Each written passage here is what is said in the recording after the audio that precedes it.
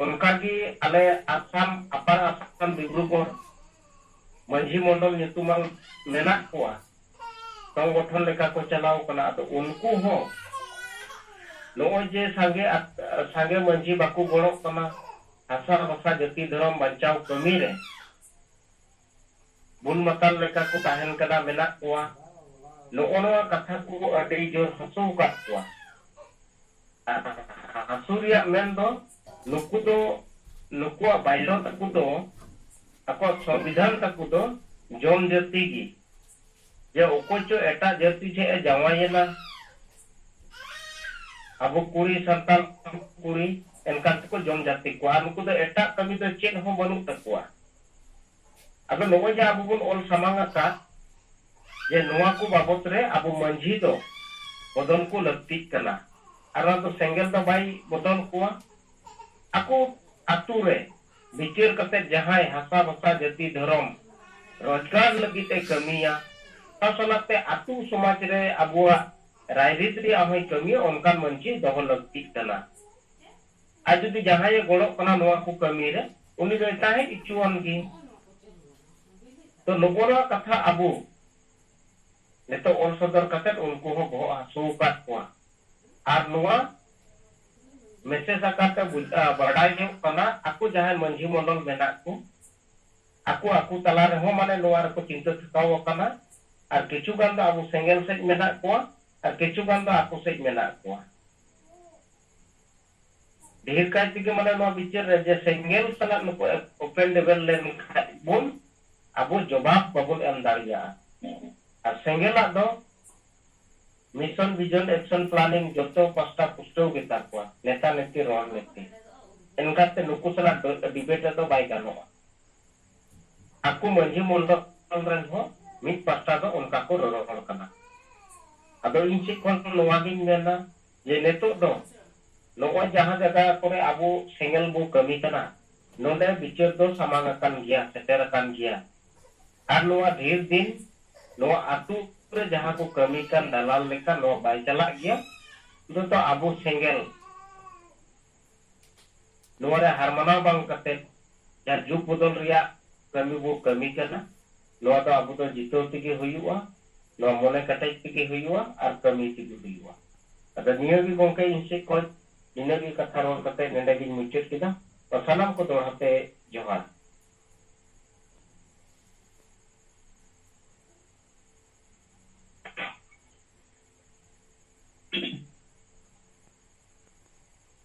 Semua mungkin di Israel. Ayah bicara sebutan lagi siapa tak tidak. Ada mati yang kau kira. Apa nak punya tak leader kau ke? Nak bicara kata di teman be. Ada tahun mah tengah kurang jumre. Dah makan bonji bunga pasti bicara cuma kata kan mormo. और दायरा Sumitra Murmu सलाते सेंगल rain या कोनो कनाम सेंगल नेता को इन बुढ़ाई मर्दी चंद्र संजय पाटा पे कौन कनाम को सगुन सिंगर गुडमान जोहार अतो नो अबो नित जहां समाज परिवर्तन लगी आदिवासी समाज रे नवा विकेट पे नवा धार अगुई लगी से जहां अबो जीत को पस्ते जीतते विषम वंश कलकाम बर्मुआ क्या आइडियोलॉजी ओना लेकाते अबो बोन कमी कना आरमा नितो समाज रे अरी ढेर प्रभाव पड़ाव कना जहां दो जुग जुग खन समाज आदिवासी जहां असल उपरुम जाति धर्म भाषा भाषा रोजगार इज्जत आबादी चाहता समान को बचाव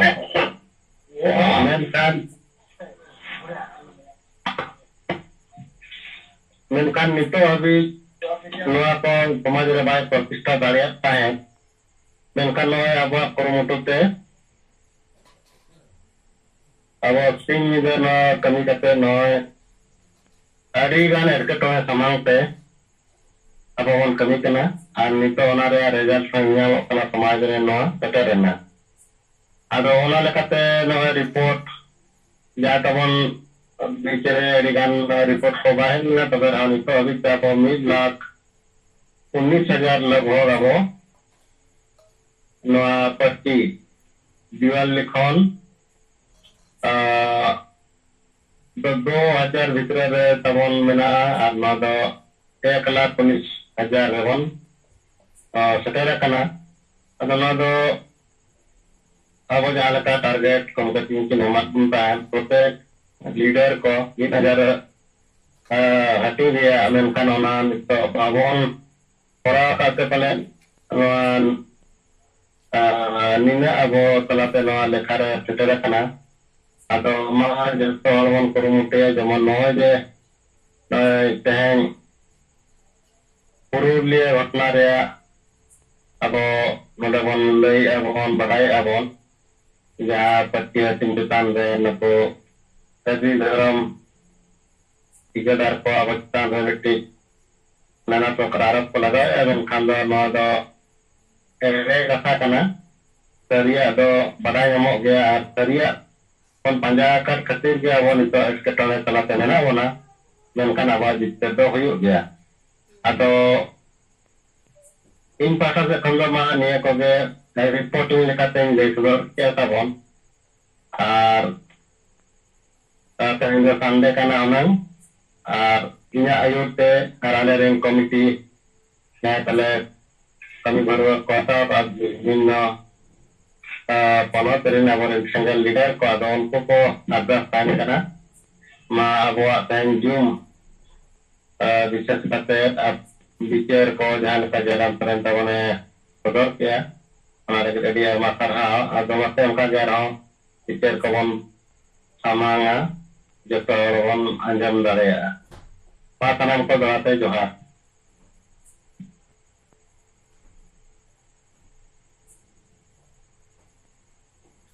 Hello, gongke ayong kana.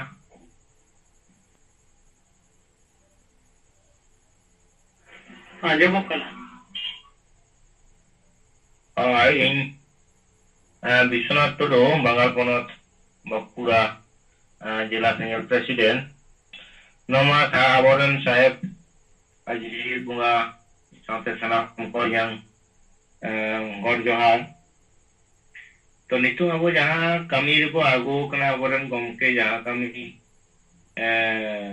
दिसुदी से एमका बंदो जे समाज बंचाव हुआ अगर समाज रे तो नुकु माझी को हेना कोआ तो नुकु के समाज को बंचावा नुकु ठेन के लादे हेना ओना आतु रे जहाँ समाज तो नोआल कते अब जहाँ हैंडबिल नवा पार्टी बन बिलोइया नवा लेका रे दो उनको ठेन हो चला कना एनखान ओना को बिचुर दरेया तबे ओना ना एलडांग थे दो उनको माझी रेन जहां दलाल उनको कोठे ओना एलांग दो बजा कना तादो नवा लेका रे बेंगल एला रे बेंगल होय बेंगल पोनत रे पुरुलिया जिला रे होइना ओना बोरो पता रे नोते तेहिनो ओना होइना बाकुड़ा जिला नang पोरादी ओना पता रे अदो नोडे तो चेलका कना अदो नोआ चिरकुर बिलुर नang जहां बोन उई तोना थेंगे संगे आदिवासी को जारा एकेन संतार गे नोआ चिरकुर को जामा अदो ओना का तो ठिकन गया इखे नोडे ना कटे इयां उइहर तिन देया नोडे ना डिसीजन कटे बाय ठिको कना कारण जहां रे नोना पता को बनावेया नोना पता को बनावेया माने माझी करेन दालाल को नुकु समाज सुधर ना नोंकान उइहर भावना बानुआ आदो उनको ना पता को ओंडे को कोरा हचोयदा को माने ओंडे दो उनको सिक्योर गे माने हीरो मको लेका को बुझोया ओना खातिर ओंडे दो खातिर एटकेटोरे गे हुयु कना बोरोरे होइना नोडे होइना एनखान नोडे विशेष बाय होई लेना कारण दो हुयु कना आईसी सला जोगाजोग दो ताहे कना नाम को ताहे कना तापरे डीआईबी को नंबर ताहे कना डीआईबी आईसी नोडे फोन रे कना आईसी नोडे ले बड़े नहीं आए जे ओंडे पे बिल्ली दरे आपे तो जहां बिल्ली ओना ना असुविधा दो रखे अरे असुविधा दो एनखान तो बनु आजी कोनो को बिल्ली दरेया ᱟᱨ ᱡᱟᱦᱟᱱ ᱵᱟᱹᱲᱤᱡ ᱡᱤᱱᱤᱥ ᱚᱱᱟ ᱠᱚᱫᱚ ᱪᱟᱞᱟᱜ ᱠᱟᱱ ᱜᱮᱭᱟ ᱦᱟᱺᱰᱤ ᱯᱟᱹᱣᱨᱟᱹ ᱠᱚ ᱛᱚ ᱤᱠᱷᱟᱹᱱ ᱱᱚᱣᱟ ᱞᱮ ᱵᱤᱞᱤᱭᱮᱫ ᱛᱟᱦᱮᱸᱜᱼᱟ ᱟᱫᱚ ᱛᱚ ᱱᱚᱣᱟ ᱛᱚ ᱟᱞᱮ ᱞᱮ ᱵᱤᱞᱤ ᱫᱟᱲᱮᱭᱟᱜᱼᱟ ᱟᱫᱚ ᱩᱱᱠᱩ ᱚᱥᱩᱵᱤᱫᱷᱟ ᱫᱚ ᱪᱮᱫ ᱟᱫᱚ ᱚᱥᱩᱵᱤᱫᱷᱟ ᱫᱚ ᱪᱮᱫ ᱚᱱᱟ ᱫᱚ ᱵᱩᱡᱷᱟᱹᱣ ᱵᱟᱝ ᱵᱩᱡᱷᱟᱹᱜ ᱠᱟᱱᱟ ᱛᱚ ᱟᱫᱚ ᱟᱞᱮ ᱫᱚ ᱵᱤᱞᱤᱭᱮᱫ ᱛᱟᱦᱮᱸᱜᱼᱟ ᱛᱚᱵᱮ ᱟᱢ ᱵᱟᱲᱟᱭ ᱦᱚᱪᱚᱭᱮᱫ ᱢᱮᱭᱟ ᱡᱮ ᱛᱟᱦᱞᱮ ᱡᱟᱛᱮ ঝামেলা আলো ᱦᱩᱭᱩᱜ ᱱᱩᱠᱩ ᱪᱮᱛᱟᱱ ᱨᱮ ᱟᱫᱚ ᱟᱭᱥᱤ ᱞᱟᱹᱭᱮᱫ ᱛᱟᱦᱮᱸᱜᱼᱟᱭ ᱡᱮ ᱚᱸᱰᱮ ᱫᱚ ᱪᱟᱯᱮ ᱵᱤᱞᱤᱭᱮᱜᱼᱟ ᱩᱱᱠᱩ ᱫᱚ ᱚᱱᱟ ᱵᱟᱝ ᱥᱟᱦᱟᱣᱮᱫ ᱠᱚᱣᱟ ᱡᱟᱦᱟᱸᱴᱟᱜ ᱜᱮ ᱵᱟᱝ ᱥᱟᱦᱟᱣᱮᱫ ᱠᱚᱣᱟ ᱥᱟᱭᱤᱰ ᱤᱯᱷᱮক্ᱴ ᱦᱩᱭᱩᱜ ᱠᱟᱱ ᱛᱟᱠᱚᱣᱟ ᱟᱫᱚ ᱦᱚᱭᱛᱚ ᱥᱟᱨ ᱦᱩᱭᱩᱜᱼᱟ ᱚᱱᱠᱟ ᱟᱫᱚ ᱤᱱᱠᱟᱹ ᱠᱟᱛᱮ ᱴᱷᱤᱠ আছে ᱤᱧ ᱚᱸᱰᱮ ᱯᱷᱟᱹᱲᱤ ᱨᱮᱱ ᱡᱷᱤᱞᱤᱢᱤᱞᱤ ᱯᱷᱟᱹᱲᱤ ᱨᱮᱱ ᱞᱟᱹᱭᱟᱭ ᱠᱟᱱᱟ অসুবিধা বাই হইয়া তাহলে ফারি রে ফোন আনতে না 10 মিনিট বাদে গিয়ে ওটাই কো থাই না সুর রে মেন রোড রে ওটা ফোন করতে লাগা তারপর ওনা পর ডিআইবি ফোন রে ডিআইবি হ এসপি ফোন রে এসপি তাহলে ঠিক আছে আইসি কি ফোন আই কেন থানা রে আলে থানা তাহলে ফোন রে ᱟᱫᱚ ᱱᱤᱝᱠᱟᱹ ᱞᱮᱠᱟ ᱡᱟᱠ ᱩᱱᱠᱩ ᱪᱮᱛᱟᱱ ᱨᱮ ᱫᱚᱢᱮ ᱚᱱᱠᱟ ᱵᱟᱭ ᱦᱩᱭ ᱞᱮᱱᱟ ᱟᱫᱚ ᱛᱟᱭᱚᱢ ᱛᱮ ᱚᱱᱟ ᱠᱚ ᱞᱟᱹᱭᱫᱟ ᱡᱮ ᱱᱩᱠᱩ ᱫᱚ ᱠᱮᱵᱚᱞ ᱚᱥᱩᱵᱤᱫᱷᱟ ᱦᱩᱭᱩᱜ ᱠᱷᱟᱹᱛᱤᱨ ᱱᱚᱰᱮ ᱞᱮ ᱟᱹᱜᱩ ᱠᱟᱜ ᱠᱚ ᱡᱟᱛᱮ ᱚᱥᱩᱵᱤᱫᱷᱟ ᱟᱞᱚ ᱦᱩᱭᱩᱜ ᱢᱟ ᱟᱹᱰᱤ ᱠᱚ ᱡᱷᱟᱢᱮᱞᱟ ᱦᱩᱭ ᱫᱟᱲᱮᱭᱟᱜᱼᱟ ᱵᱮᱥ ᱵᱷᱟᱹᱜᱤ ᱠᱟᱛᱷᱟ ᱛᱚᱵᱮ ᱱᱚᱜᱼᱚ ᱱᱚᱣᱟ ᱴᱟᱨᱜᱮᱴ ᱫᱚ ᱩᱱᱠᱩᱣᱟᱜ ᱟᱠᱷᱲᱟ ᱨᱮᱫᱚ ᱠᱷᱩᱵ ᱮᱠᱴᱟ ᱵᱟᱭ ᱡᱩᱛᱩᱜ ᱠᱟᱱᱟ ᱱᱚᱣᱟ ᱯᱟᱹᱨᱥᱤ ᱯᱨᱚᱪᱟᱨ করতে গেলে আবো ᱫᱚ হাট রে বাজারে প্রচার গে ভাগিয়া হাট তো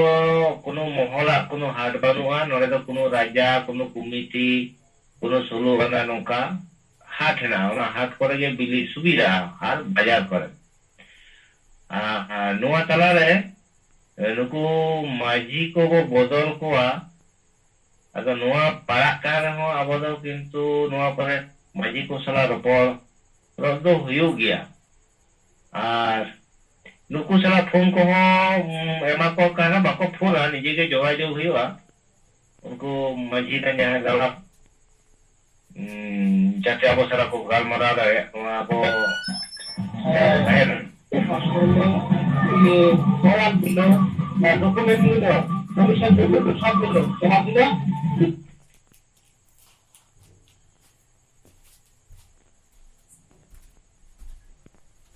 hello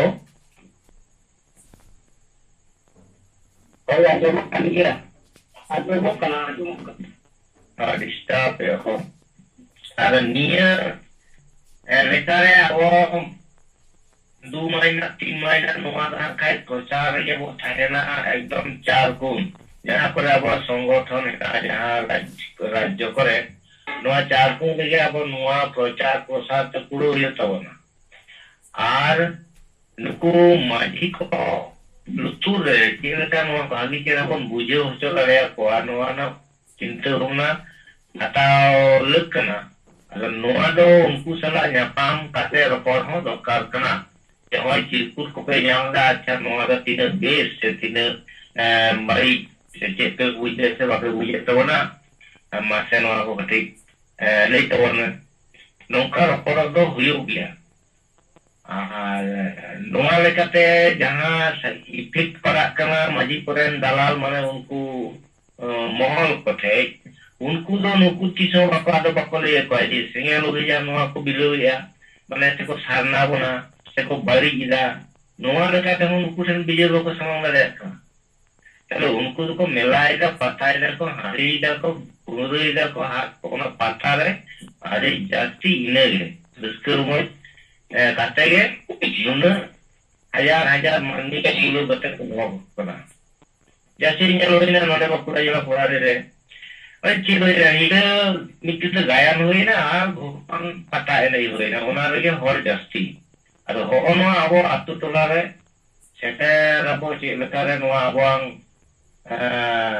semaj bancau lagi lekat se maji bo botol kwa noa kata seter abo noa ge uyur kona kata bo kami ya tona ro yang go nyile aja unku sara report ta huya bo na maji ko sara ho en lekare noa tiko dia pasti video lekatnya jangan abang ku balai so dan itu kami ya পরবর্তী আরো ওনারা পরিকল্পনা বন নিলা যেমন hor jumet bor jumet semua jitkeur enak tawana mana da kapore te bujero na aro kamiya ado noa tulkate মানে আমরা পরিবর্তন পরিবর্তন চেষ্টা এগিয়ে গিয়া निकल चालू हो गया तो इनके ये समाज में कुछ सजेशन लेकर चले मैं करने लगी मुझे लेता हुआ ना वहाँ समाज को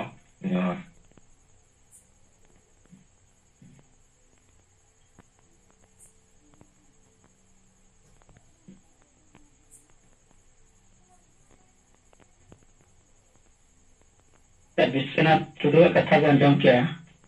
एको कथा से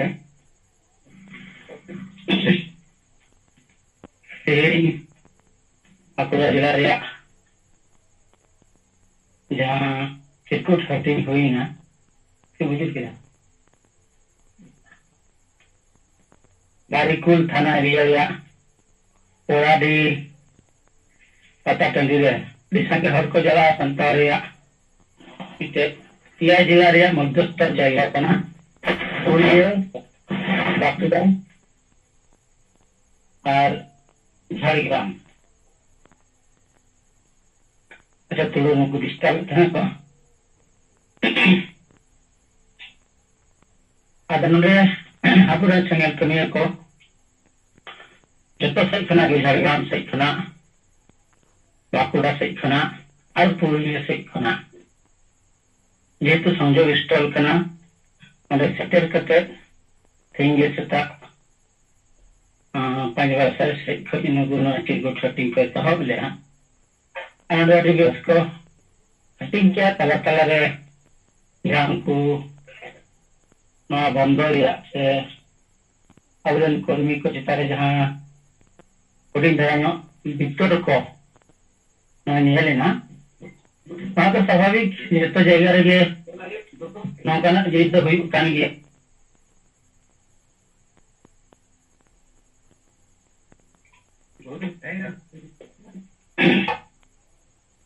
ada bukan nyele ah abu jahang ko kami kana na dodi marang ikko doh kate ko kami kana namare abu bicher minaan nanti jahang ko aku pet परिवार निदेशक तो दुकान को चलाओ करना उनको मजीद को समाहन करते नौकान कमी को कमी करना उनको दुकान बंद वाले का कोई जोते उनको न कथा जनता थे atau तो चला थे आलू चला मा उन्हें लगी तो नौकान कमी को कमी करना अब उन्हें आगे न बाकुड़ा जिला जहाँ हुई ना उन्हें उड़न विश्वनाथ टुडू जिला प्रेसिडेंट ने रिपोर्ट किया अगर दिस हाउ अरे मां उनका क्या बच्ची को ना रिपोर्ट लिखा तो एक सौ को तब ना पिक्चर को हाँ नंदा सबरन मंडे पुलिया जिला वर्किंग प्रेसिडेंट तीन पुलिया जिला रन सनाम सिंगल कमी को तमी रिव्यू गमरा हुई सतना अरे जितनी रिपोर्ट लिखा बस न्या गोवा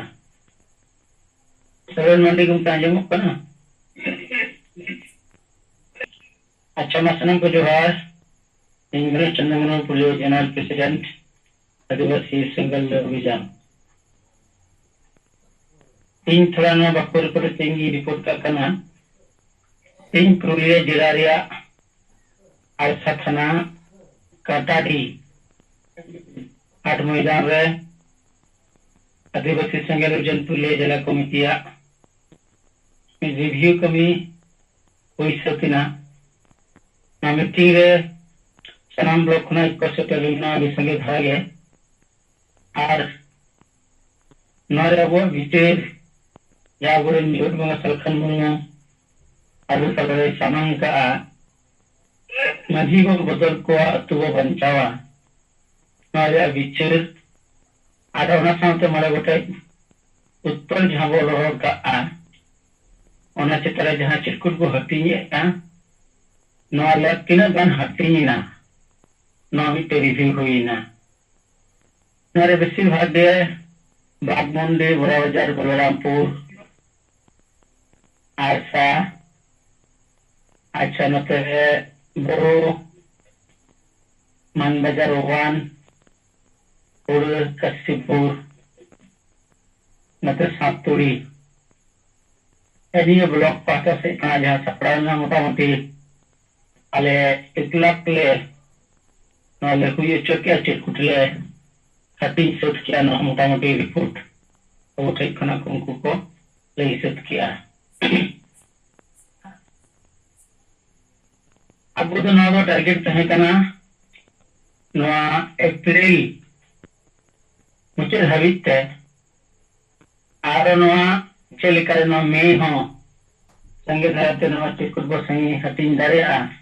कना डी कोई ब्लॉक ने हविते नवा रे कार्यक्रम बाको सब का तालेया नुकु जाते नवा कार्यक्रम हुई चोय मको अपनारा एरिया रे हना को हटिन मा नवा उनको आरो जिम्मे एम हुईना जे मामी चंद्रा वो इलेक्शन अभी चवा हबी नवा कार्यक्रम दा वो दो चलाव इदिया ना लेकाते नवा निर्देश एम हुईना आर पुरुलिया जिला रे कवडी दी जहां भेजाव कना नवा रिपोर्ट को हो कलेक्ट चाले मोटामुटी 1,34,000 टाका पुरुलिया जिला प्रशासन साहेबा गौरव चिकित्सा गौरव बाबद नवा भेजाव कना नवा रिपोर्ट करते नित हबीज तो बढ़ाईना तेसार कथा दो अब चिरकुट बो हटिया नवा प्रतिक्रिया चेक हिजुक कना पुरुलिया जिला रे दो उनकाना लड्डू हाट करे में हयु हटियो कान गे मेनखान बारिया पता टंडी रे जादो पुरुलिया बागमुंडी ब्लॉक पटिदिया बुरु चितारे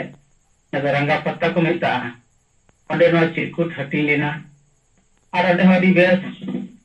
अकाई ते के नवा चिरकुट हटिंग सत कना मेनखान नोडे ना कोनो झूठ झमेला कोनो बाई नेल लेना अभी नाइ नपाय ते नवा पूरा आतु टोला रे जनता हटे सेटर रिया मिटे पूरा हटिंग सतिना दोसर कथा जहां पुरुलिया जिला रे के मानबाजार 2 ब्लॉक बोरो क्रिए संगार जहां बोरो पता या तो पालू टुडू पता हो को मिता अबरन कर्मी को ओले से माजी वो बदल को अतु वो बंचावा संगेल आल मरे गोटे पॉइंट चित को नोडे हटिंग लेना नोडे जहां हटिंग ना और ओंडेरिया जहां प्रतिक्रिया नोडे दो अडी बेस महल दो गरमन गया कारण अबू को मेरे अबू हटिंगा अबुरन बैरी को मैंने अबाले हटिंग अचोआ और नोडे के पूरे महल गरमन ते अबुरन कर्मी को चितारे विभिन्न रकमा पेशार हुयन गया लेकिन एंते रहा पूरा चिरकुट ओंडे प्राय 20-22 हजार लेका अब वो हटिंग किया ना जनता थे जब वो विचेर सेनेना जहां ना वो हटिंग ना वो विचेर को हटिंग मिटे मौत वो सियारे आले नवा कथा ले कना और ओनारे सोशल मीडिया माध्यम से हां विभिन्न होरा प्रतिक्रिया विभिन्न संगठन प्रतिक्रिया अब वो बड़ाई नाम दाड़िया का मेनखान मूल विषय रे माझी को बदल को अतु को बंचावा अबरन बैरी को चेक को लई कना पूरे अब मोड़े गोटे पॉइंट दो बाको पढ़ाव कना और पढ़ावे रहो को ओना कथा दो उनको किंतु आदो बाको टच कना ओनारे नेट को लेके माझी के बदल कोआ माझी दो बापे बदल दाड़िया कोआ नवा कथा को लई कना आर होना को मिसाño kan लेजेनो दो माग मुले छरा माझी बदल दो बाय गानो लेकिन ओना रोड चितान रे अबुरन कर्मी चेक होटल को सब रकाबा चेक पुष्टि धर के जदी रुको बोल या को जनता ओना को बुझती रेगा लेकिन अड़ी बेस्तो गोपा अबु नोरिया जोश kan तबना नोआ जे जहां अतुर के हुयु जहां मजी मेना अकादिया नुई मझी दो अबू उना अतुरेन मालिक कनाय हेड कनाय आर उना रो अबू मझी दो मिटे पॉट कना मन कना चेयर कना आर नोआ चेयर तहे दुरुपा उनिया मियाद दो मिद सेरमा आर ओना मिद सेरमा मियाद पुरुलेन खान ले अबू तो जहां मागमुरे को लेया एन हिलो गे नोआ कथा रकाबोआ मजी हुयु नाइके हुयु गोटेत हुयु से तुरन मोरे हर को हुयु उनको एन हिलो को रकाबा जे मा अतुरन कुनी गरीब को इन जहां मझी रिया दायित्व नो अतुरिया दायित्व पे मादिन तहेना इन नोई तेहिन दोइन माने लड़ा कना जे इन्या मियाद दो पुरुलिना उनका के जो तो हर नो कथा को लेया और उना हिसाब तेगे तेहि मागमुले नो कथा दो रोड गलमरावा आ मेंटन नो पूरे कते रहो मझी बाबा किंतु नोआ कथा बाको रोल कना और बाको रोल कान कारण ते तीन बंशर बर बंश मझी कते को हिजुक कना बंशर पर बंश माने राजार बेटा राजार कते को हिजुक कान कारण ते तीन अबू नो संगठन पाटा से खना नोआ चिता रे विचेर एम तबो बाध्य कारण मझी तो पद कना संपद बन कना ना एज काल लगी ते कना बाको बदल कान कारण ते बाको विचेर को समांगे ते नो अबू को मेनी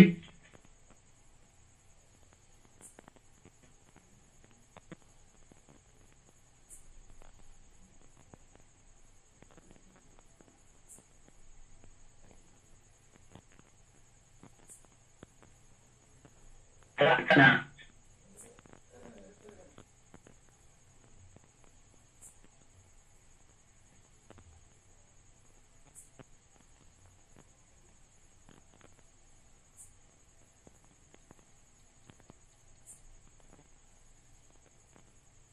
तो मझी नो जायगा रे बम चिरो बेकार कना आना तो किचे को समा किया उनका के ना बोनो पर लई का जे सांगे मझी नो को कमी कना सांगे मझी समाज बचाव कमी रे बाको बड़ो कना अब जे समाज बचाव कमी रे बाको बड़ो कना माने जाति धर्म भाषा रोजगार तत्वस नोआ कमी रे बाको बड़ो कना उसके द्वारा नोआगे वो सब रकब किया आमा भाषा बंचा मने समाज बंचा आमा धर्म बंचा मने समाज बंचा आमा जाति बंचा मने समाज बंचा आमा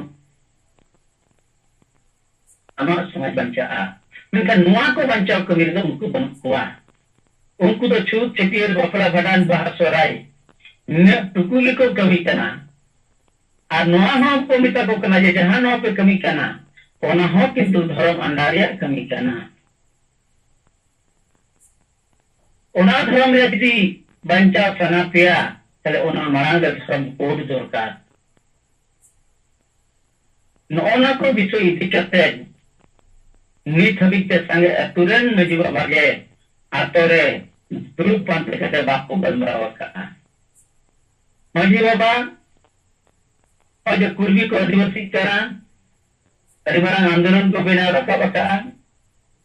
मित दिन अनुवादी कते बापू दुरुप कना श्री मारांग गुरु को राइट बेट बोना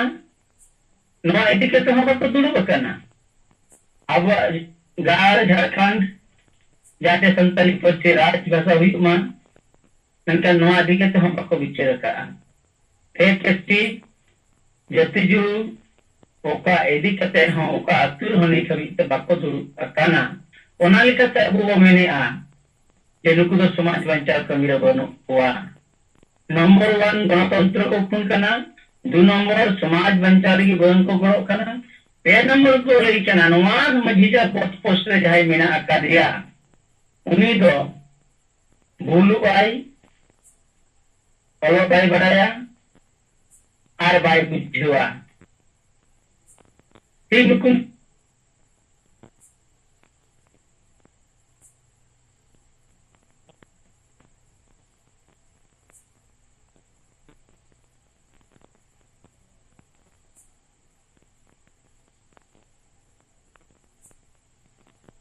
ᱮᱴᱟᱜ ᱫᱚ ᱵᱟᱝ ᱫᱩᱲᱩᱵᱼᱟ ᱱᱚᱣᱟ ᱪᱮᱭᱟᱨ ᱨᱮᱫᱚ ᱚᱱᱠᱟᱱ ᱦᱚᱲ ᱫᱩᱲᱩᱵᱼᱟ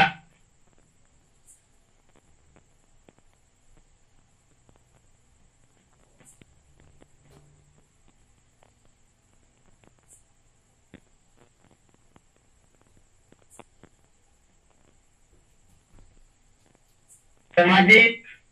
और राजनीतिक मिनिमम जहां ज्ञान से विचार दारे जमन तहे दरकार कना नवा जुदी हुई थारे उनकान होर ओना जायगा रे दुलुप दारेया ओना लेकाते नोकाना विचार अब पुस्तक धराते चा हतिया आबो और नित हबिते अतु टोला रे जहां होर के मिना को विभिन्न सामाजिक संगठन सला राजनीतिक संगठन सला से धार्मिक संगठन सला जोड़ा मेना आकाश को होर दो नित हबिते जहां जति धर्म सबता वंचा गजी बाको बोर कना तले उनको दो नेलुरुम कुमा उनको दो आदिवासी समाज गोबत चंगिले के मेना कोआ ना अब बिचर कना ना बिचर वो हतिया मैं नुकु दो जहां थी ना को विरोधी आ नुकु दो स्पष्ट भाव करते येलो कना बगायो कना नुकु दो पेट परिवार आ निजे साथरे लगित कना को नुकु दो को दुकान बंद कना और बंद कान कारण तो तीन नुकु ना झमेला को पकावेया विरोध को पकावेया ना अबू संगल मिजान बिचे जनता से आलू चक्र मा विज्ञान तो करते उल्टे पलटा रोड करते तीन उनको तो हर को ना को विभ्रांति को मैंने को लिया जब मैंने को तो हबिक बदलते मेरा को चढ़ेगा तो तो तो ले को करना अब आइडेंटिटी को आते था अब अबू वो मेरे हबिक तो आइडेंटिटी तो बन करना मिट्टे मनवा मिट्टे समाज रे आइडेंटिटी आया भाषा करना आया धर्म करना मिट्टे मनवा आइडेंटिटी तो आया वोटर करना आया आधार करना आया कास्ट सर्टिफिकेट करना नवा को तहने खान के मिट्टे गुरुम तो पूरे परिचय नामक ताया मेन का नोना के बेटकार कथा को रोड करते तबुरन हर को विभ्रांति को आदिवासी हर को विभ्रांति को आर मिटे झगड़ा पकाया को पुरुटु कना नुकु तो दिन दिन ते को नेल सिकोआ नुकु तो समाज बहिरी कना को आज समाज का ना कमी बाको लहा अचवा कना अदर नो कना जिनिस तीन पुरुलिया जिला रे बेस गहिते चर्चा हुईना अब ओका करे चे प्रतिक्रिया है इना ओका लेकना विरोध ओका ठीक ना ओका ठीक दो अब सुधर लगते हुई कना नो गहिते विचेरना आर पूरे दाराय कांतिर आरो चेकते कमी लहा आ नी तबु माजी को बतर को अतु को वंचा नो नारा सांसाद के आरमिते नारा उतरा रहे इना हंडी वो सहाया समाज को लहाया हंडी वो सहाया समाज को लहाया अदनो हंडी चितार हाबु विचार विश्लेषण आर तिरगन लाभ और लॉस सिप कान तबना नो आबु तुलो जोखा दरकार कना और समाज ओना कारण तेगे थी अब आइला हदारिया कना कारण अबु बो नेल का गया अबु समाज रे जनाम खल गुजु हबिते प्रत्येकटी कमी होरा रे समाज रे कमी होरा रे नुई हंडी मिना आका दिया आर नुई दो मजी हरा में पंचायत हो का दिया ओना लेकाते अबु बो मेनेआ समाज खोय हाथ नुई हंडी सहाय लगा तारपर समाज लहा दारिया आदो माई पाटा से खना इन्या विचेर इन्या रिव्यू रे पूरे कते से हुईना दादा कान वीरना कार्यक्रम टारगेट हुईना आज जहां बहरी लिखा को दादा को माबन करा नुकु सला मुकाबला लिखित हां पूरी बड़ा कमिटी दा विचेर किया ये बांग नुकु हां अबु स्टेप बाय स्टेप ना मुकाबला कमिलबो गोरा सब लहा आदो ना विचेर फैसला करते तीन दिवस अति संगे हल को सेटेल को तहे कना दे सब लोग खना के आला दिन पते हुई सतिना अद माई पाटा से कना रिपोर्ट लेकर के इन कथन में मुझे दिया मसनम को जोहार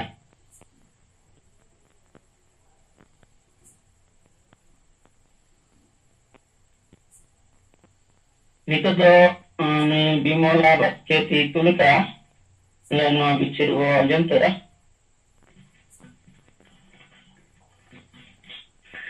Hello, gongke anjamok kana? Adi basa nyamuk kana. Ora, tidak singgah jumlah pengawalan pasti kiri semua kesalkan normal ada. Tidak kemudian pada untuk konsenambul lagi prestasi kon tadi asara almanak singgah juga. Ini mula pasti berbeda bolok kuliah jelas singgah mula mau sebanyak. Ada kata macam tadi ilai sana nyatanya aja bakal jaga pola di pakarnya ada cirkut lebih ya. Nah bakate mang sendo ja ale reporternya beranda tanare permission hata hui kana karena kate mane mang sendo road bare jumtale kana nate bili kate kan sange homa hantana tete horbat kana kan hantana tete horba sange hante to product chala kana tale alag alag ne tare chok thangu bile on lagi tele chalana ado adi utari cirkular bile kora umiti jokhon ale ko sab kele ona dhabit ke dalo adi gan cirkular bile kora ada bile uppa jokhon umiti ko sab le ya ado ona patara da mane sarna sabo to mena kora mane unga ta bakko podcast kana mane besi to mane niye ko ajato ge anjani ko jeta mane sari sa kotor kana ko intero mane kupri wara ta ida yaten oye mari wara to ne nda chida ada nyai ko ayo mena bujida ini ko le bujida ko hipana kalau kotor kon te katha ten dan ko cista ida जीवन को मिल दिक्कु को करना सारना हम दिक्कु को करना राते ना तो प्रचार जो करना दिक्कु संग पे बेड़ा आता ताले अदो ini memang kita harapkan aja, maksudnya diku sarna jadi kalau nawa tadi mau dari konten Hindu orang karena Hindu semua orang perah, si Hindu pastor hari terdengar terang ada jati gusti, ada nggak jati gusti untuk olok karena kan kubi bamere saya kubi kepek kan waktu kan, apa tuh paris yang kata bawa pelah karena hormon itu yang kata dari bawa pelah. Karena komen onek কিছু কুকুলি করে কাজ অনেক কিছু আদো যখন কান লাগে M হুই করে মেন ko शायद men pas ये misalkan mau राजनीति और kana are बारे तो राजनीति de बारे dalam dekat से संविधान कानून के बारे dalam संचन हम kana abena masih haram do bae mare abena masih te nya to bodol na tindak marang balik te kami dan ko ne na kana masih do ada bale bodol ko jahan na kal da sari bala kana sari par mai dal bodol pa dale darena ada sari sarna jotto gele bodol ala to masih do bala bodol ko jahan ini समय लगे थे भाई को मैंने निकाला तो अल्लाह माजी जैसे को पानी खिला अरे आयु नेता को कहा जाए को इंजन को कहे क्या लोगों को अरे तेरे में ये पता को करनी है এখন আপে সামনে করে তো पे सपोर्ट है सारी पे सपोर्ट है सारी लगे भी अपन नहीं तीन दिन आते तो दूर जा रहा था गाल मारा को जी थे वो धर्म को गन इतना दिला वो धर्म लगे तो आंदोलन ना जे टेक्स पे तो ना चक्कर जो पर जी ना लगे तीन दिन गाल मारा दो पर मैं जीवा ना मारा गुरु दे en तो ना लगे ali ना पिन ट्राई करना जे धर्म में ताते साना धर्म बाते सपरना बदा अबो आदिगे लेजर ना बिना तो जेमन माराम बुरो बनिचा तापर टेक सर्टिफिकेट तापर संतान राय भाषा ना को साना मारा दरकार kan तबन एनखान ना लगे ते माजी को मिदिन ना मारा तो दको करे ना कोने भी प्रादा उन को थिर करना আর যখন আপু কথাতে কথা লোক না আমি কথা লোক হালতে না কেন কো মানে যাহাই को কথাতে কথা লোক को কথা হিল না আবার এটা করি না নৌকা মানে হন্ডা যা পাতা টানি না যা পোস্ট দিয়ে না nungka তারপরে কমিটি রবি ছিল তখন আল্লাহ তাআলার যাহাই মিডিয়া वाला কাহে কারণ আমি কথা রেডি করে আমি যখন কথা রেডি করে আমরা ana kain dan ale ale jalan ale to jadi usul na ko di ale to ko cikai kare cikai ko ngot la ko di ke ano kata jalan kan ale hande ko adi kan ole mana jangan jalan ada adi barabar ঠিক হই না কারণ কোনো মানে কোন কি পাতা দিতে আমরা করা ঝামেলা না বান না কারণ আলো তো যাহা ঠান্ডা থাকে না এখন কুড়ি দিলে ko tahe kana ada mana ale jadi usul le ko khare le na ko je ape ole komiti room ro bolo bicara ale kan men ale makara pe mena le ya ko pekhan se ko tale ko tahen kana ale to ko men ale to bala ale je de ale no kana san bala bala he ale bala ko ko pe ale kami ge ada ko ko men ba no dale bala kami che ada te no le ire na katakan komiti re ape permission pa kara pada ada men itu kana je नोटे तो आले तो permission दा पे पता सुन वाला था होगा किंतु नोटे आले लेकिन आसो एटा प्रचार करने में ako सही वाला को प्रचार किसी से मैंने ये को ᱧᱟᱢ kana henbil ko लेकिन को अब जहां बको kana single रे माने संगे henbil ना kan जहां को अलग ले सपा को ये तो को बाबू उपरू आ ये तो sama sama तो हो kana को single रे kana को kala kana माने ना ये को कैमरा को रखा बाजी दे अब कलर रंग तanya nanti warna lagi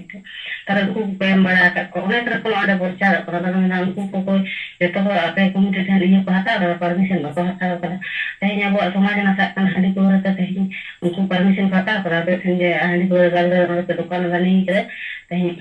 marang pakar ko kada kemudian all kada bang hadi ko rawon ya tehnya orang kada rana ikan bulu ri nuna समाज nasakan orang ini ko ke bang bang kan dari ana ko dulu kecilin baik kana dong tidak apa men nang da dalam ko hat nang ala da ana ko bang luar ala da single mana bala ko aja nong kaya rajiniti hor kana rajiniti men da madra ini serang lagi hor ko hijau ar ona metang ini nyel hina ini untung da ona talang de setan ni unu her ma ko mana ada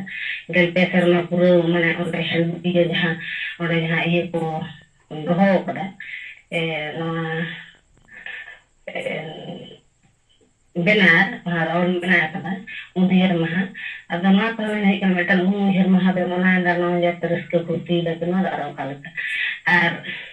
una sampai aham metan mana ta per ka setar tahe kan ko nuku una kata ko rata be da je ada wale rajniti ya te ala rajniti sambidan kan dur ala to dibera wala tarama nungka ida ko asal kan mo rajniti ren hor kan ada onde unne ta per ha ka gulu de जहाँ first prize जहाँ गैर दल को नाम के थको उनको तो ना कारण तो नाम के जे उनी नेता पेड़ा उनदे टाइम ते उनदे ये का तेमन के दी कथा को रोले चुके दे तो उन्हें नहीं थे उनको तो ना कारण ते को नाम के जे नय 18 बছর आरे कुड़ी इधर को अप्लाई करना और 21 बছর आरे ते को को अप्लाई करना नवा मेटन आइन तो माने आइन तो संबंध विरोधी जिनिस करना और नवा कथा माने नुकु अब समाज रे माने आदि भाली जिनिस को सावका बकदा अब समाज रे जाते नोकना आलो हुना ओना लगे ते नवा जिनिस नुकु को गायन तलाते नवा को उदु सदर दा ओना लगे ते नुकु माने आदि भाली जिनिस समाज रे को प्रचार दा kan udah ko pas ka kalau kana iya nya na ana ko ta temen hina je ko na le bara kali kan guru ne ka ko kata ko ro da ka ko na na men na ta ya kan ko ba ba na so mi den ko le ka na ta le no ta ka so mi ni ni ko ta ja anu ko pi ko kala to na so mi den ha ron kana ke na ne ka ko men hina da ba ko ka ai ba ka kan cha kan ta ko da pulis ko ko men da karan ko dor bhari kana ko ar sange jasti bor mena ko en kana pe do como una peade ahí no te da pe da ahí en kan ka ठीक गया बच्चा को सब को मना है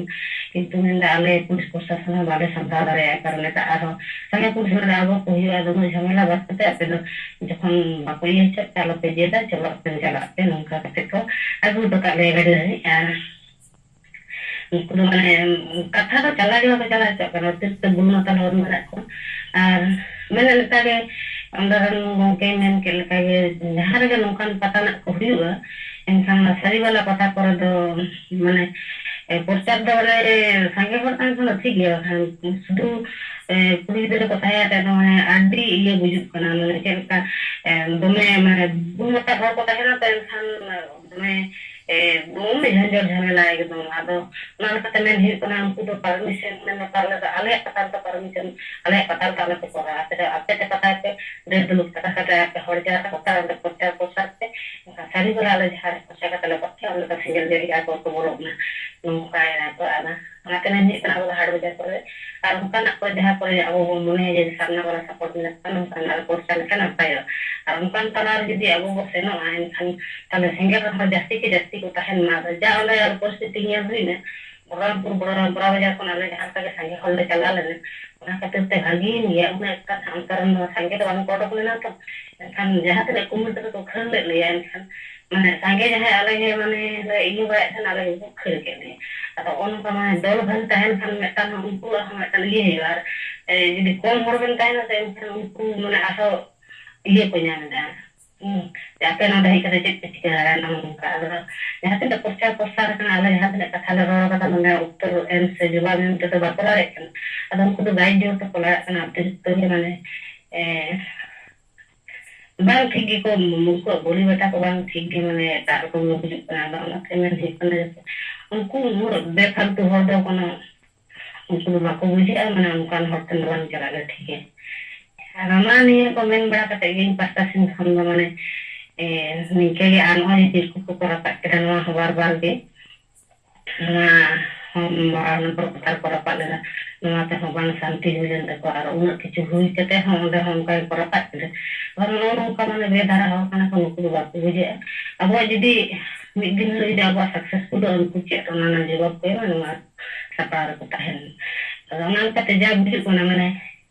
antara patar da mane jidi nongka chala sapra hu en khan mane sange dhara mane chala hu mane kon kada bang mane iya bujuk ko na che narva se ke kana फिर check non कमले पूरी अलग तो वाले कौन चाहते थे आई तो से जवाब तो वाले को मौका किंतु उनको तीर कारण उन्होंने ये टाइम का तक वाला अपना तब से कभी उनको कोई इधर हो हम कभी कभी ये जो होते थे तो उन्हें ही दिया बिन कथा बना रखा बता ते बाबेल संतु को इन संतु ने भी तो जनक उन्हें हुई जाए यार उनका परिस्थिति ये लोग करना था उन्होंने कहते हैं मैंने पास्ता सेन समय मिल लगे जहां का अगर तिरले को जुलूम ले पुरे कोना सकते अगर पुरुष को जुलूम का तन को बड़ो रहता है ना ये को मेन बड़ा करते के मासनम को सिंगल जहाज चल सकते हैं ये कथा भी मुझे इधर सनम तो सिंगल जहाज बिल्कुल बात के अब तरह रे मेरे कुल पढ़ाई पता चले गया जहाँ चिरकुट हट्टी मैं रिपोर्ट किया मैं नोड़े समोस करते मैंने सरिया गार रे संगेला बिचेर सेटेरेना आ नोआगे मुठे दो अदिमारांग सरहाव या जिनिस कना करा संगेल दो का जगह रे हम बाई तायमो कना आया बिचेर पट्टी लगिते यो तो जगह रे सेटेर करते आया बिचरे पसनाव या आर नोरिया कमी द पूरे ये तो जायगा रे बेस कमी द फिर कान गया मैं चांग मुझे थोड़ा हुकुमा हसुई कोरा कष्ट को बुझे कना और इन मान तो हुकुमा को हुक्के गया तो ना लिखते तो अबू अभी बेस और अभी सरहाओगे या पे नो तक कमी जारिया खाना में से ठीक है हमारी ये सरहाओ ये वाला रखते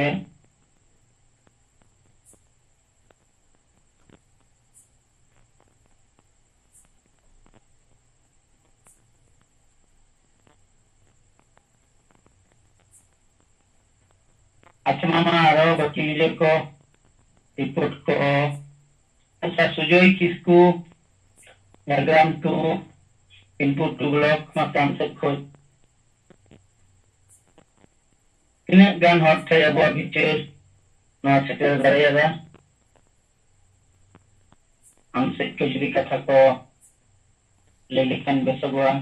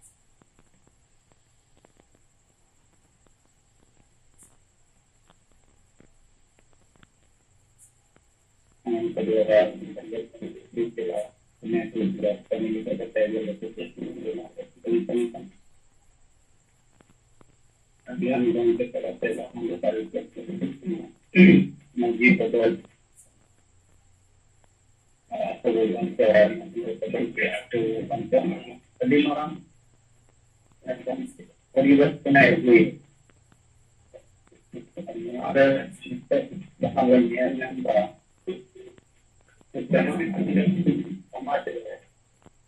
जहाँ हमारे पिक्चर से दबाव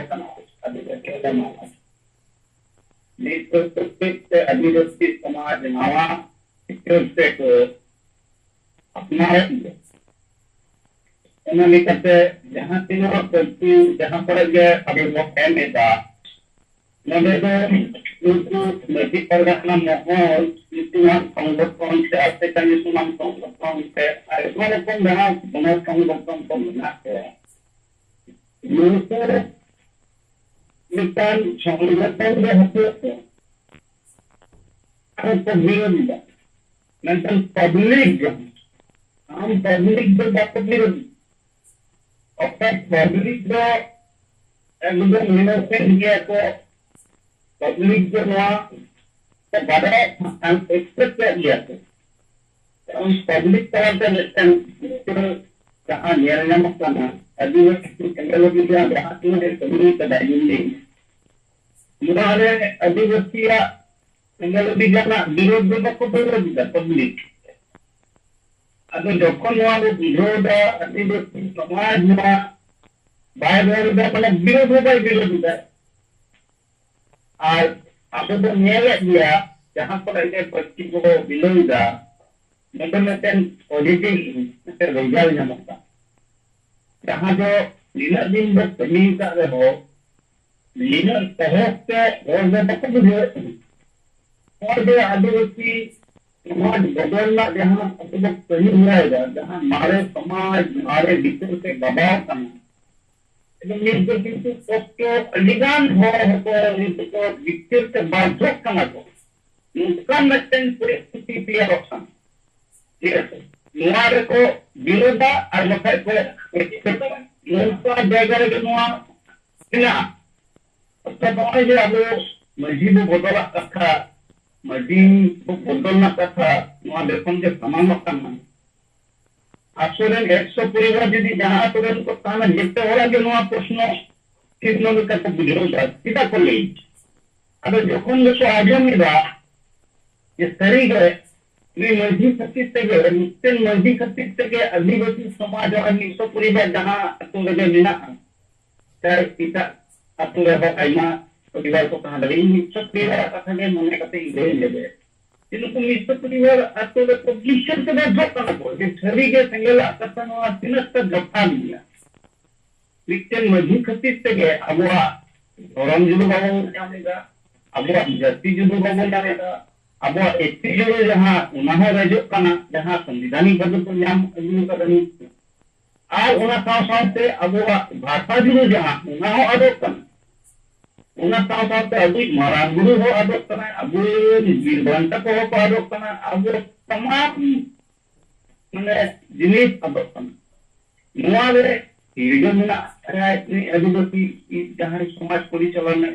दाय मजी अब हम जगह बिचल से बात जोक करना और मिशन मनुष्य ने जहाँ वो लगता कि राजनीतिका से बकुड़ा ना और मस्ती इदी करते हैं नोडे बंगा उनको जहाँ को विरोध लगी को समांगे ना उनको मजी परगना मोहल रेट ले हो तम को उनको मेन दो नुआ गए जे हंडी अखरियों आ पूर्व अखरियों अनुवारे को कोनो रकम माना बनु कमिटिया कोनो रकम हस्तक्षेप दाय करना ओके दारू बजे रहो ना कमिटी रे भाई हस्तक्षेप कोई न्यू कते को कोहिल कते इता आयो हो सा दुर्व्यवहार रो कमिटी पर को विरोधा मेंकन जोखन दे तेरे को चला हम को विरोध पर मन के नुआ देखे पर माने तो नुआ दो पालन दे नुको दो संज्ञान का को विरोध दिया नुको दो सरकार नुआ को विरोध दिया नुको दो समाज को विरोध करता कारण तो ये मिशन गमके अब कते ओना रो लोकल रन गया जे नोडे रस्कन ना जाएगा कना एने सेरेन जोम न्यू रस्कन ना जाएगा कना नोडे तो कोनो रकम डिटेल बाय हती कना तो नुकुरे तीन मारे डिटेल को दबाव कना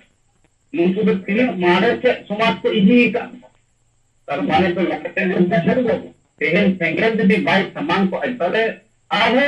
माने न्यूज रे सेटल को इत्ते तो चला को अलिट तो आ चला को करी के माने आप जीवन मुंगा को रहे दोहा को निकन हो अब वो धरती रे समाज रे नहीं जमानते ये गुण के बाद कहां तक तेल से तो आ सकता तेल बापा दिन में पता नहीं आप क्या आ नो अब जहां धर्म जो नया को मोर बको कथा बको समानते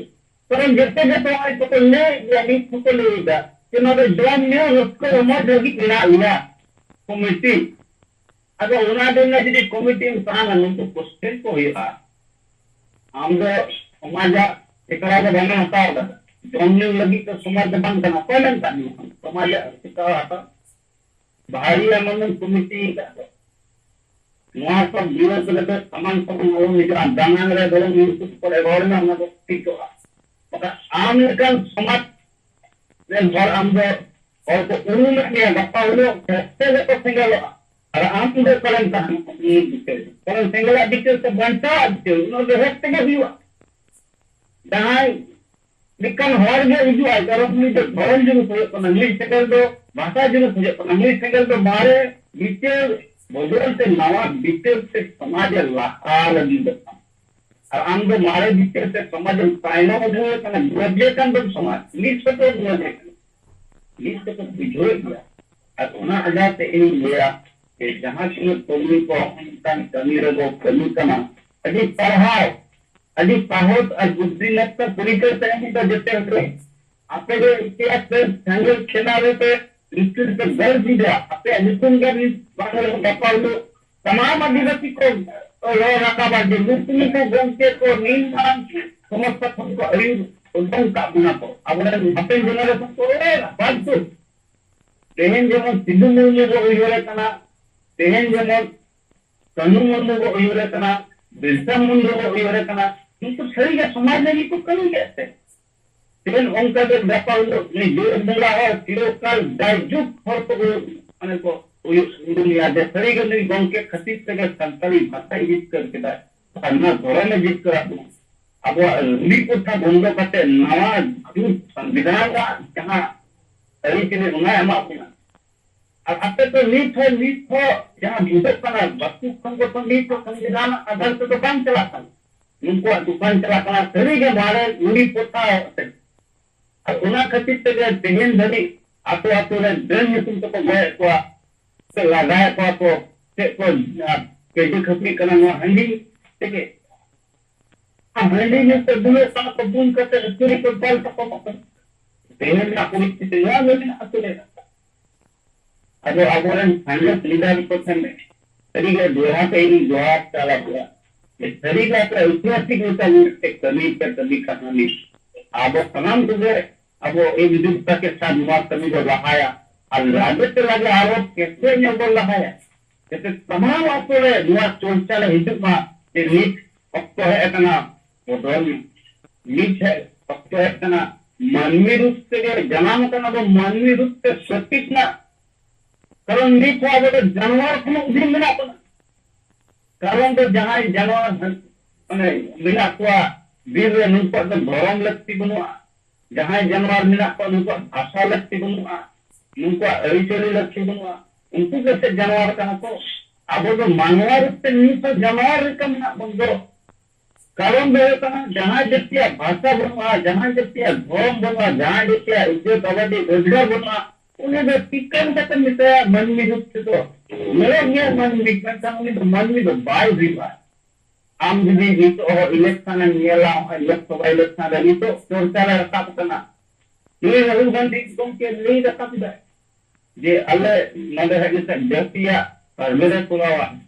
जति तीनों मिना को उनका परमे करते जहां जति मिना को जहां तीनों संख्या है उनको तीनों गान संरक्षण ले मको उनका ले अकोले लहा तक ले अनु को नवा कथा को रोए तना किला कारण दो हुई कना आगामी इलेक्शन दो जे जहां इलेक्शन रे जते हर के आपको एजेंडा को शेयर करा ओना लेकाते वोट बैंक जाते अंत में ताला तमाम अलग से हिजुमा ओना कमी होला सला आबोरन मूल मसल मझी गुडद नाय के परानी आर ओना साथे उनको मार्केटिंग वाला को छुटो कना ओकरे हेडीबो पंचावा ओकरे पोरोबो पंचावा ओकरे डेनबो पंचावा अगर नुकुआ अस्तित्व में तबाह हिजुक कना नीति हुआ पता कैसे तो हम देखता हूँ कोलकाता में मरे ना जहाँ घटना घुटाना हुआ तो उनका कारण से घुटा होगा मारे बीचे से घुटा होगा तेज दिन अब समाज में अब वो प्रतीक के धर्म अब प्रतीक को अब भाषा अब प्रतीक को अब लाइ लाक्चर अब प्रतीक को अब सशक्ति व्यवस्था देशा ताहले नुकसान जहाँ आयो हल को नुआ कमी को कमी किदा जे गुरु गंके फोटो किसान को एने ते नुआ दो बाई को अतिसो अब नियम में इतर समाज रे उनका समाधीन बाई किता कारण उनको समाज व्यवस्था उनका को एजेंडा को केयर कर पीस कर को उना एजेंडा बाहर हम बनाए चंदरे चाहे मुस्लिम को आहो हिंदू को आहो इसाई को आहो उनको अकोलेन जहां तीना वीरवंता उनको लगी को जीवी गलाया को मीठो नंकन आबो लिखतें गे सिदु मुर्मू उनी हबो आदे कना सिदु कानू मुर्मू नुतुम पे बार बार ना दो पे अमन कना कोई दो सिदु कना कोई दो कानू मुर्मू कना ना क्लियर गे हथन बदमा कारण दो हुई कना आबो माने लेगा ना बुरवा रोल लगी अरे भाई लिखतें गे हीरो तो ही है आम जदी सिदु मुर्मू के रो दिया से उन्हीं के प्रति हम सारे समूह प्रति तो आए पूरे धन की पूरे मूल्य स्थापित आए धन मूल्य स्थापित आए जैसे देखो स्थापित अब हम यदि मिल शाम पे बार बार लोला सिद्धू कनु मिल देखो उना पे को लोर दिया उनका दे उनको तो बहुत क्लियर हो गया जैसे विश्व मुंडा स्थापित ना और जैसा भगवान विश्व मुंडा कम कम पहले उन्हीं सामा आइमा हो को लोरे को को लेता पहले उनको ये तुम तो सब को उन्हीं सामा अगर हम अपन बांग बिजो करते तो रोल दी करा अतेहना परिस्थिति उन्हीं सिद्धू मुर्मू आदो कना तेहन गुरु गंके आदो कना उना लेकर आबोरन संसार समाज में उन्हीं मुठों लेको जोन बारा किदा मा येल हुई ना उको तिना मस्जिद पे विरोध लगा उको तिना माने नुको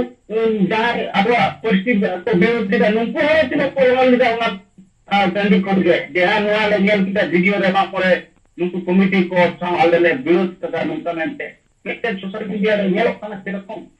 बाको बिरोधा कारण एबे तो मजी पर गना मॉल रेन के और कना तो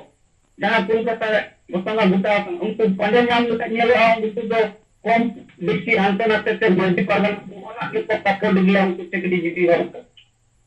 जैसे ही क्यों हो गया अब उनका और कतित के समाज के कोई समाज तबाकम नंतन आबो समाज देश दिया अब समाज रे बड़ो देश दिया तो नंतन बांग दिशा निर्देश प्रतीक बाबू एंका को निर्देश उना प्रतीक से समाज दल रे